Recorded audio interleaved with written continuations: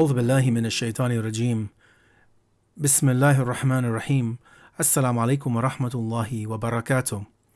And welcome back to Living the Quran through the Living Quran, where we have been reviewing and trying to better understand chapter number 56, Surah al-Waqiyah, based on the commentary authored by His Eminence Sheikh Muhsin Qiraati in his Tafsir an-Nur. Up until this point, in which we have reviewed the first 40 verses of this chapter, we had looked at the introductory verses in which God spoke about the event which would come to pass, and later on where He described humanity being divided up into three distinct categories. We began by looking at also the outcome and the pleasures which the foremost of the foremost would receive in paradise, and also the pleasures which the good and the righteous doers would receive when they make it into the gardens of bliss and perpetuity. Today in our discussion, we want to continue and review verses number 41 through to number 48 under the theme of the wretched people. Those people who are not going towards heaven, who will be going towards the other direction of the hell. What will they experience? What will they feel? What will they go through in that very difficult period and place in which they will end up? Well, before we go into some of the thinking points, some of the words and some of the concepts which God brings out within this passage and also in other verses of the Quran that we will review, let us first listen to the Arabic recitation of these verses, followed by the English translation, and then we'll come back and have a brief review and analysis and better understand the state of affairs of the people destined for the fires of hell.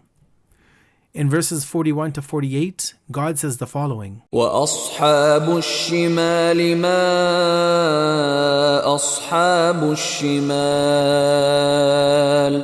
فِي سَمُومٍ وَحَمِيمٍ وَظِلٍّ مِّن يَحْمُومٍ. But as for those that are wretched, how sad will be the plight of those that are wretched.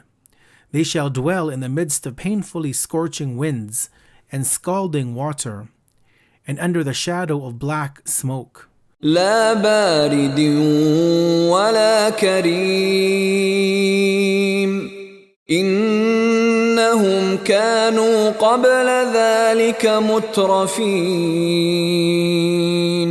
وكانوا يصرون على الحنث العظيم. Which is neither cool to refresh, nor honorable, nor of any good to please at all. They, of course, lived a life of ease and abundance before this in the present world, but they persisted in extreme sinfulness. وَكَانُوا يَقُولُونَ أَإِذَا مِتْنَا وَكُنَّا تُرَابًا وَعِظَامًا أَإِنَّا لَمَبْعُوثُونَ أَوَآبَاؤُنَا الْأَوَّلُونَ. And they were wont to say, is it that when we are dead and reduced to dust and bones, we shall then be raised to life again?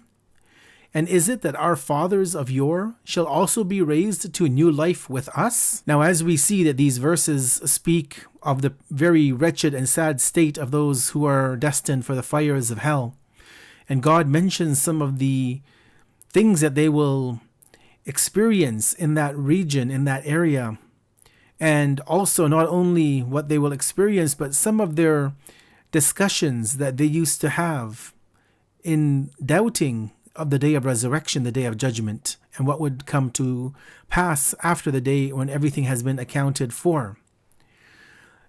Before we go into the depth of the discussion and a comparison between the people of heaven and the people of hell, which will take us some time to review the verses which act as polar opposites of one another, let us look at some of the words and concepts that God has mentioned in this passage. First off, the word samum, which has been used in verse number 42, that this refers to a burning wind. And just like poison which enters the body, this wind will penetrate through the entire essence, in the entire body of the human being. The next word which God uses, or the next word to review and reflect upon, is the word masam, and this refers to the pores in one's body. The next word to keep in mind is the word hamim, and this refers to boiling, extremely hot water, while the word yahmum is a thick black smoke.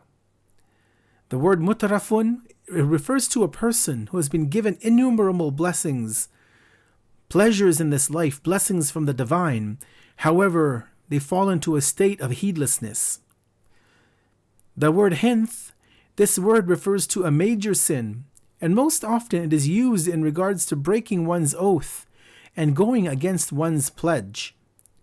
The word yusirrun, it comes from the root israr, and this word has been used 4 times in the Quran, and its usage has been in regards to the continuous performance of sins. Putting all of this together in a summary, on the resurrection day, the wretched ones, also known as Ashabul Shimal, the people of the left, the people who are in that sad plight state, they will be in extreme punishment and pain. They will be surrounded by burning winds, boiling water, and thick, dark, sweltering smoke. And that is why God says, Fi samumin wa hamim wa dhillin min yahmum, that this will be a portion of the punishments which they will face. Now, the style of the Quran is such that when it speaks in regards to future events and those occurrences which will definitely occur, it talks about them as having occurred in the past. The resurrection has been explained in such a way that it can be said that the guilty people are actually already present and have had their files adjudicated and have had their records closed and sealed and have had their sentence passed down. And thus, God explains that they are in the fires, they are being surrounded by smoke, by the burning winds, by the boiling water. Although they may not have died yet, but this is the language and the style of the Quran. Let us pause here and reflect on this passage and think about some of these punishments that God has mentioned in this portion for the wretched individuals. And when we continue in our next discussion, we will have a very comprehensive and thorough review of the comparison between the people of heaven and the people of hell, the people bound for bliss and felicity, and the people bound for perdition and disgrace and torment and torture. And we will see in the Quran, we will see in about 15 verses of how God draws this parallel and these polar opposites for us. Wassalamu alaikum wa rahmatullahi wa barakatuh.